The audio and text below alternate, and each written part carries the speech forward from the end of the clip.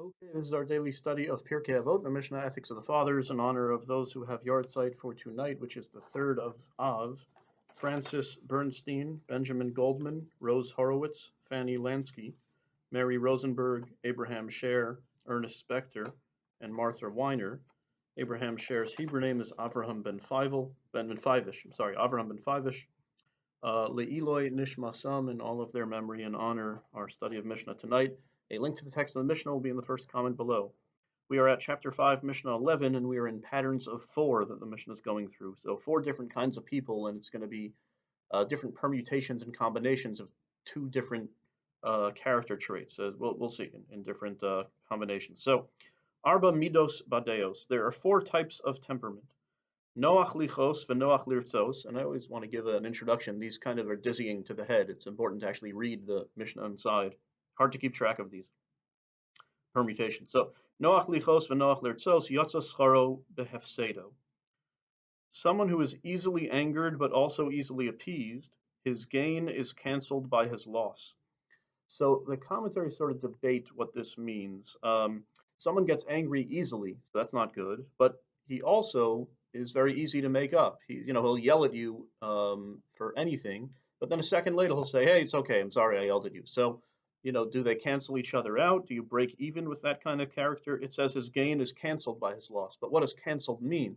Does that mean he breaks even, or that it's actually bad? So the Kahati quotes, and I agree with him, that it's actually a little bit more on the bad side. The fact that it says his gain, meaning the fact that he's easy to forgive and easy to appease, but it's really his fault that he has to forgive all the time in the first place because he's easy to anger. So his gain by being easy to forgive is canceled out by his loss by being easily angered, and he's a little bit more in the negative column, meaning that's not a great, it doesn't mean he's a bad person, it's just like a bad trait to have. Then what do we say? Kasha lichos v'kasha lirtzos yatza hefsedo bischaro. Someone who's difficult to anger and difficult to appease, his loss is canceled by his gain. This seems to mean it's a little bit on the better side. Okay, because anger is really what precipitates it all. So he doesn't get angry easily, but then when he does, it also does takes him a long time to forgive. So that's not good. A Jew is supposed to be compassionate and let bygones be bygones and water under the bridge and so on.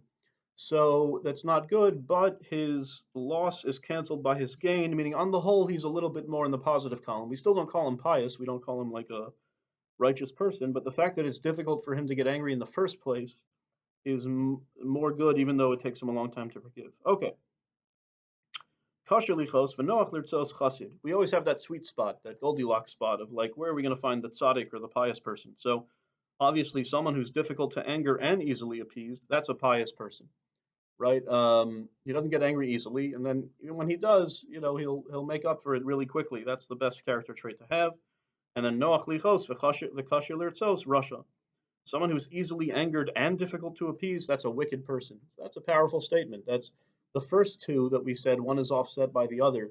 We didn't make a moral judgment on the person that he's a bad person, but here we actually are making a moral judgment when you have both of these qualities, that it's easy to make you angry and you don't forgive. You bear a grudge forever. So that we now, I always try to give a little bit of like modern psychology and analyzing these Mishnahs, and maybe now we might know if someone is like this because he is dealing with some personal baggage or trauma that I imagine it would take a little the sting away from necessarily calling the person wicked. It might not always be their fault. They're struggling with something in life, and that's the pastoral element of me. So I always try to understand, and we can invoke other Mishnahs in Pirkei Avot. Don't judge a person until you've walked in their shoes, until you've reached his place, until you've lived his life.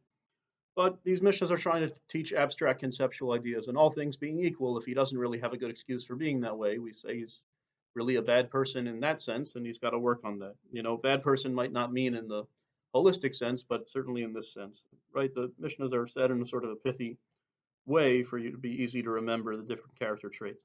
But we should say that the great Jewish philosopher Maimonides, Rambam, was of the opinion that there is no place for anger in Jewish life, and then he gives fascinating example. Well, first he says that anger is akin to idol worship. It's such a bad trait to have. It just leads to negative things. And he says, but there are situations in life where you have to act angry. And he gives two examples. One, funnily enough, is a rabbi who has to rebuke his community. The community is doing something terrible. So the rabbi has to give some fire and brimstone in his community and make it clear to them that they're doing wrong. But Maimonides says even then the rabbi should pretend to be angry. He shouldn't feel anger in his heart. For the purpose of rebuking the people, you have to say, this is a terrible thing you're doing. And you have to act angry, but you shouldn't feel it inside. You should be such a holy person that you don't actually feel anger. And he says the same thing about a parent. And I relate to this now as a parent of two little kids. You have to sometimes scold your kids. If they run into traffic, you might have to say, don't ever do that. I'm very mad that you did that, to instill in them a fear of doing something wrong. But Rambam would say, as a parent, you might have to act angry, but you shouldn't actually feel angry in your heart. You're just performing anger a little bit in measure for your kids. So I find that a fascinating teaching of Rambam. Others would say maybe there is a place for righteous anger when morally justified, but as always, we don't have time to get into that discussion. So we will say the Male.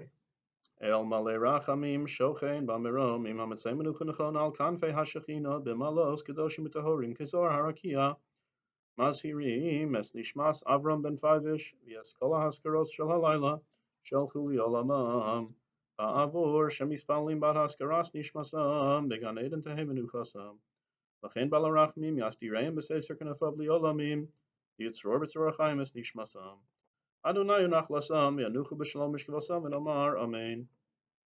And in English, O God, full of mercy, who dwells on high, grant proper rest on the wings of the divine presence, in the lofty levels of the holy and pure, who shine like the glow of the firmament, for the souls of Francis Bernstein, Benjamin Goldman, Rose Horowitz, Fanny Lansky, Mary Rosenberg, Avraham Ben Fivish, Abraham Scher, and Ernest Spector and Martha Weiner, in whose memory we study and pray. May their resting place be in the Garden of Eden. Therefore may the Master of Mercy shelter them in the shelter of his wings for eternity. May he bind their soul in the bond of life. Hashem is their heritage. May they rest in peace. And let us say Amen.